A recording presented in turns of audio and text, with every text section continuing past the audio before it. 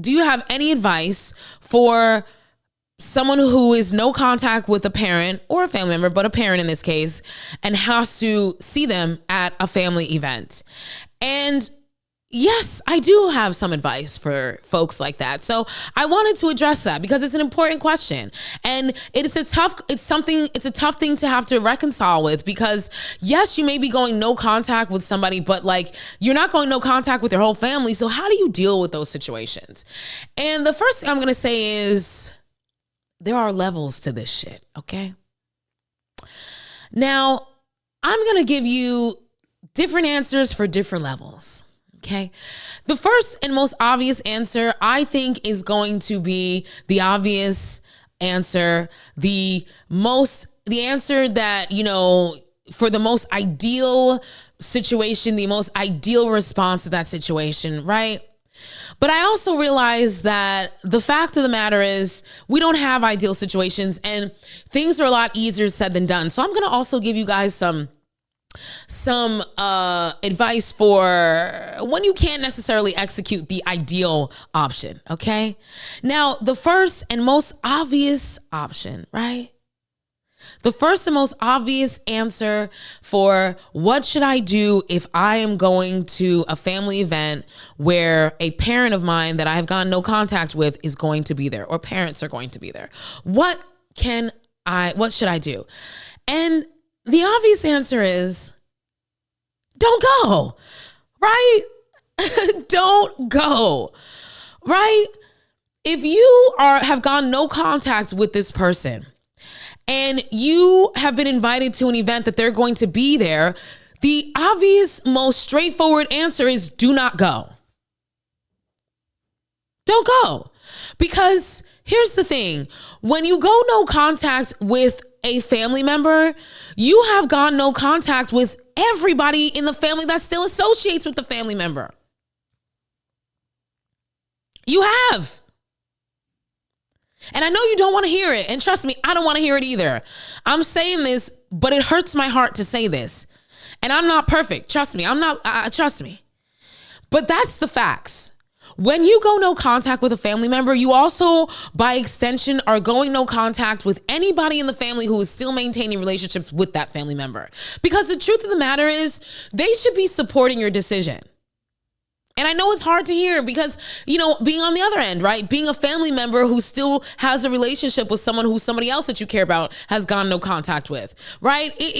This is a lot easier said than done. That's why I said there's levels to this, y'all. But the fact of the matter is the obvious and most straightforward answer is don't go. Avoid this motherfucker like the plague. Everywhere they're at, you need to avoid being around them. Because that's sending the message that you don't fuck with them. Loud and clear. That's showing them that you're willing to be consistent about what your word, about what you've decided to do. That you're not going to backtrack and be wishy-washy. But I'm a realistic ass bitch, okay? And one thing I know, two things for sure, okay, is that going cold turkey, no contact with every single person in your family who is still engaging with the person that you have gone no contact with is damn near impossible. It's hard. We're human. And we don't want to throw away all of our family members and or friends because of this one person. That's not fair to us. That sucks. And it isn't fair. But that's just how the cookie crumbles, right?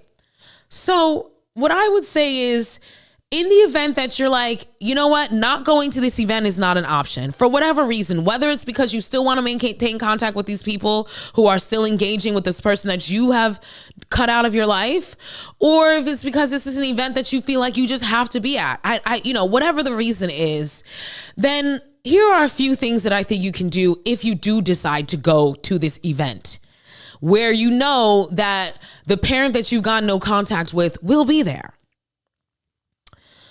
First, you can go and you can be polite.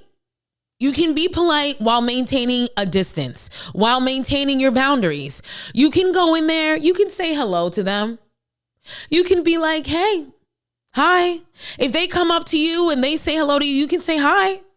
You can be cordial. You can be civil. You can be polite. You don't need to hang out with them. You don't need to go any further than that. You don't have to go above and beyond. You don't have to be extra nice. You can just be pleasant. You can just be civil. You don't even have to be nice. Hi, how are you? Hi. If someone comes up to you and says that you have gotten no contact with and they say hello, you can be like, hello. You don't even have to be nice. You can just be civil. If you want to be cordial, you can be cordial. If you want to be pleasant, you can be pleasant. You can interact with them at a freaking minimum. A minimum. It should not go anywhere past a hello. If they want to chat with you, okay, you want to do some freaking the sky is blue and the grass is green small talk, go for it. But it should never go past that. That's option number one. And you should still be maintaining your boundary with that option, right? You should still be, if they try to start sucking you into some deep conversation, skirt, keep it pushing. If they want to be like, hey, can we talk about, nope, not here, we can't. Nope, not here. This is not an appropriate place. If they're like, hey, can we get together? I wanted to be like, no, I'll let you know if I feel like ever reaching out to you. You just got to make sure that you keep that boundary firm, even if you choose to be pleasant, cordial, and or civil to this person when you see them at this event. You got to have a hard boundary, especially if you're going to be a little bit wishy-washy. Because remember, you really should just not be at this event. Now, let's say that you don't want to, be cordial to this motherfucker. You can completely ignore that bitch. You can completely ignore them. This is my favorite tactic.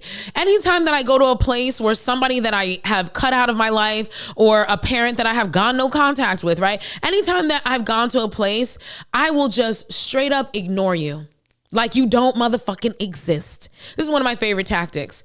Now, is it the most mature thing to do? I don't know. Who cares? Who cares about maturity? I'm here to preserve my peace of mind and my sense of balance and calmness in my body and in my heart and in my mind, right?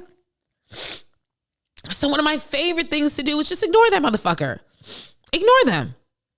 They come up to, first of all, they're on this side of the room, you be on that side of the room. They're sitting at this table, you sit at that table. They come up to you and try to engage you.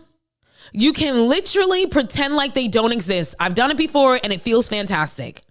And I know for some people it's uncomfortable. It's uncomfortable for y'all to do that, right? Some people feel uncomfortable, ignoring people. Then this is not for you. Go back to what I said previously. Be cordial.